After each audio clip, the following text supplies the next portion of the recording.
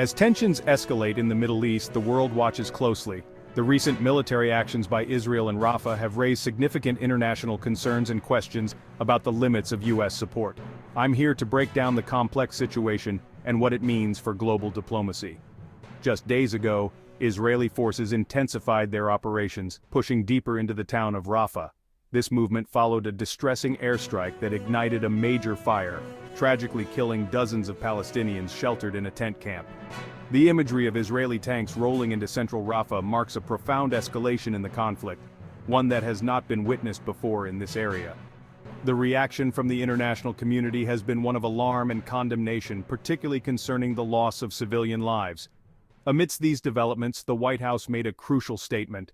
Despite the severity of the situation, U.S. National Security Council spokesman John Kirby highlighted that the Biden administration does not view these actions as crossing the so-called red line, a major ground operation that would trigger a different level of American response.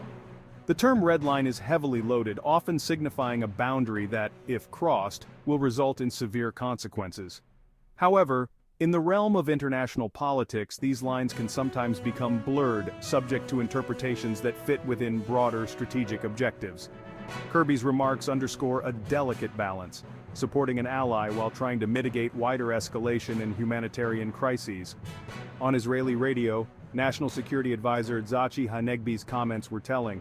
He mentioned an anticipated 7 more months of fighting, aiming to deepen the achievement and accomplish what we define as the destruction of Hamas's governmental and military capabilities.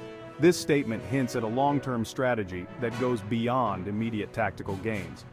As the U.S. temporarily suspends aid deliveries to Gaza due to damages at its temporary pier, the repercussions of these military actions continue to unfold.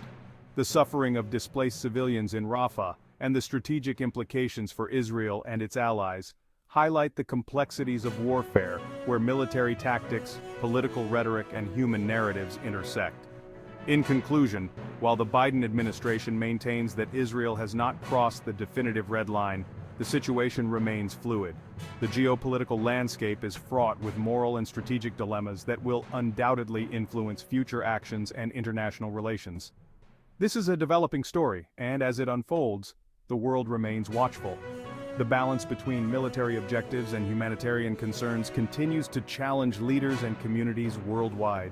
Stay tuned as we continue to provide updates on this critical issue.